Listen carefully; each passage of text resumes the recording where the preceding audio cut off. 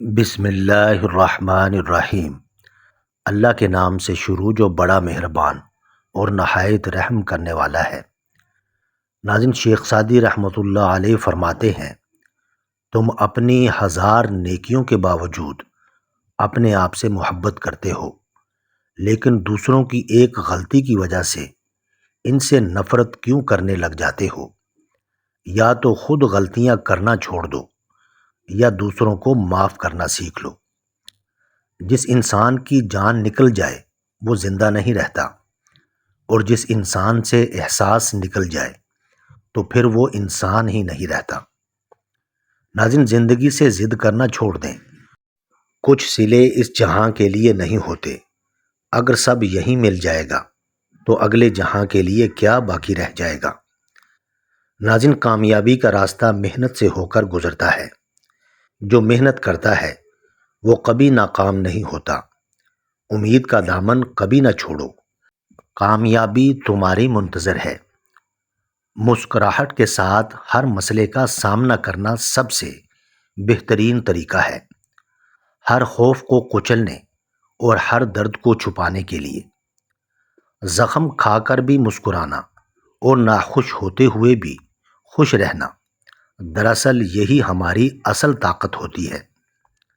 ناظرین، محبت اور دوستی یہ دونوں چیزیں ہر طوفان کا سامنا کر سکتی ہیں، مگر ایک چیز ان دونوں کے ٹکڑے ٹکڑے کر سکتی ہے، اور وہ ہے غلط فہمی۔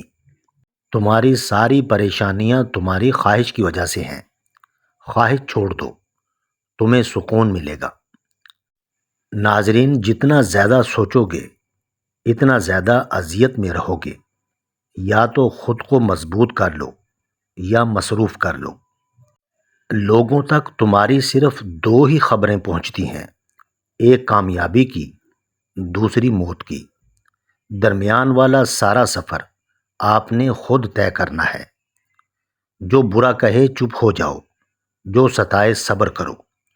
اللہ پاک کی قسم، ایسی طاقت بنو گے پہاڑ بھی راستہ دیں گے۔ ہر تباہی کے لیے کسی کی بد دعا ضروری نہیں ہوتی، کسی کا صبر بھی آپ کو تباہ و برباد کر سکتا ہے۔ دشمنوں سے زیادہ ہمارے وہ دوست خطرناک ہوتے ہیں جو منافقانہ انداز میں ہمارے جذبات سے کھیلتے ہیں۔ جب تم کسی میں کوئی عیب دیکھو تو اسے اپنے اندر تلاش کرو، اگر اسے اپنے اندر نہ پاؤ تو اسے نکال دو۔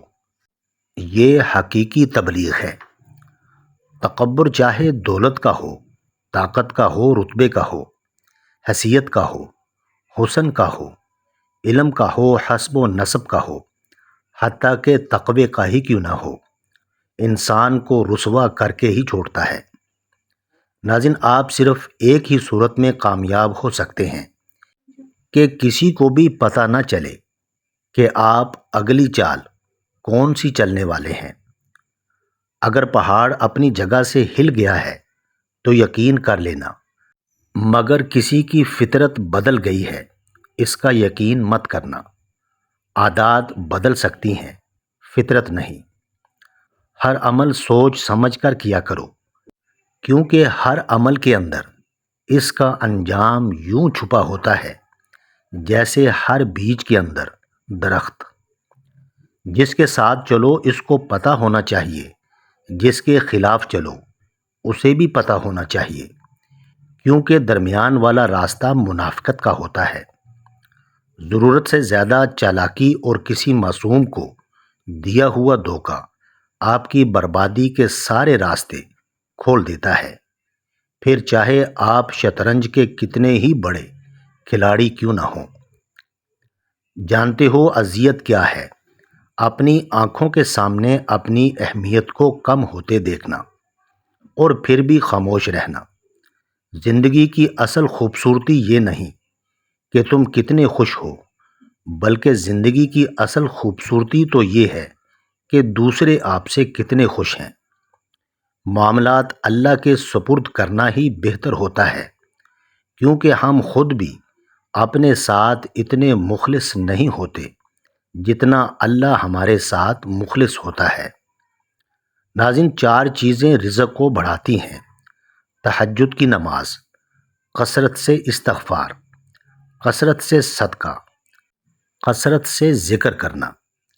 ناظرین، حالات چاہے کتنے ہی خراب کیوں نہ ہوں، ہار ماننے کی بجائے اسے بدلنے کی کوشش کرنی چاہیے۔ آپ خود اپنی خوشی کے ذمہ دار ہیں۔